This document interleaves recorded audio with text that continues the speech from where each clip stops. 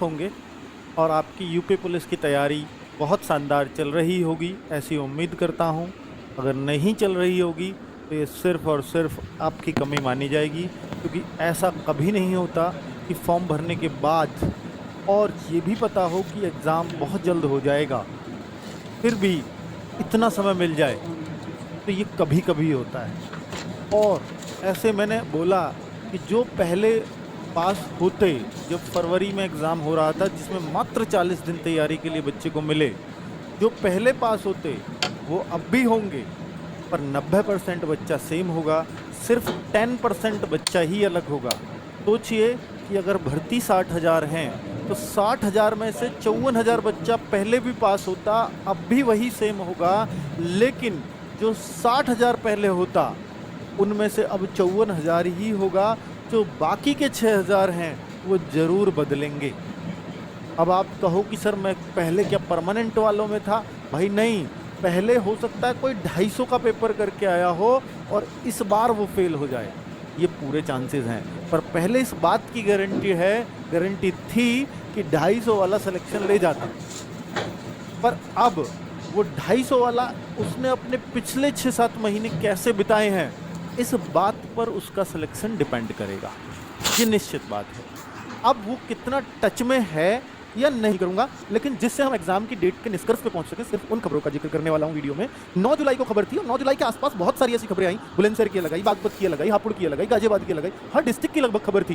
कैसी खबर थी कि भाई अब सरकारी विद्यालयों में होगी पुलिस भर्ती परीक्षा, और सबसे इंपॉर्टेंट बात यह थी कि पहले 28 केंद्र थे, अब 16 ही रह गए। लगभग आधे केंद्र हर जिले में हो रहे थे, क्योंकि बारिश होगी।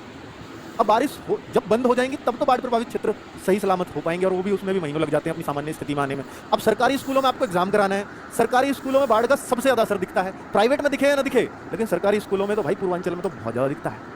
ठीक है, तो वहाँ संभव ही नहीं है। अब सोचिए जहाँ 40 जिले के आसपास न्यूज़ में आ रहा है बाढ़ प्रभावित हैं, टोटल 75 जिले हैं, तो आप एग्जाम कराने की सोच ही नहीं सकते।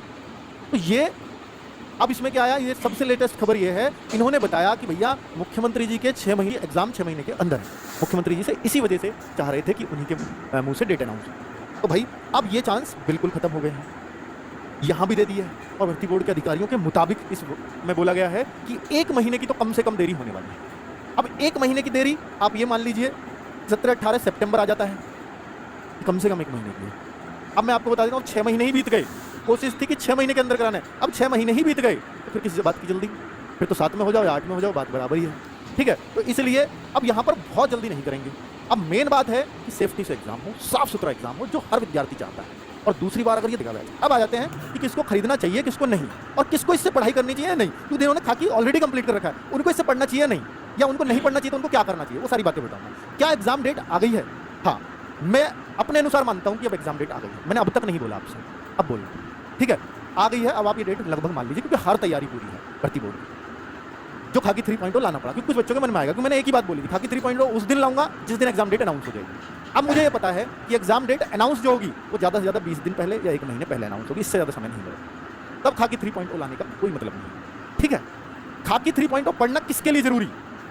देखिए, अगर आपने आपके मॉक टेस्ट में 230, 40, 220 से ऊपर स्कोर आ रहा है, आप मत पढ़ना इसको शुरू से। दूसरे कौन लोग?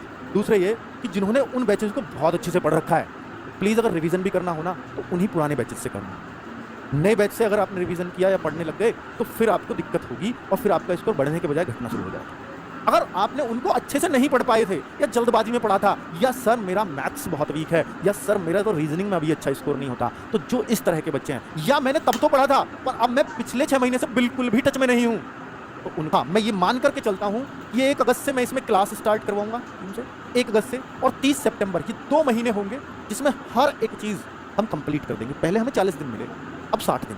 अगर एग्जाम 30 सितंबर से पहले आ गया तो पहले फिर क्यों टेंशन ले रहे हो? फिर हम हैं, हमें तो 40 दिन में भी खत्म कराने का एक्सपीरियंस है, ये तो 60 है। ठीक है, तो वो पहले आने का चांसेस नहीं है, इसलिए ऐसे प्लान बनाया गया। ठीक है, खाकी 3.0 में हर कमजोर बच्चे को मजबूत करने की क्षमता है, ये मैं बार बार कह रहा हूँ। 22 तारीख को इस बात का पता लग जाएगा क्यों कह रहा हूँ। हर एक बच्चा जो बहुत वीक है अपने सब्जेक्ट में, वो मैथ सीख पाएगा, वो रीजनिंग सीख पाएगा, वो हिंदी भी सीख पाएगा। ये 3 ही तो मेन सब्जेक्ट है। जीएस बहुत कंफर्टेबल तो नहीं फील करता यूपी की जीएस में बच्चा, पर इतना जरूर है अगर पिछले पेपर की जैसी जीएस आ गई तो निश्चित तौर पर वो यहाँ भी बहुत कंफर्टेबल फील करने वाला है, क्योंकि हमारे पास बहुत शानदार टीम है। एक टीचर वंडर क्लासेस लाएगा, आपको हो सकता है पूरी जीएस उसी में से फंसा।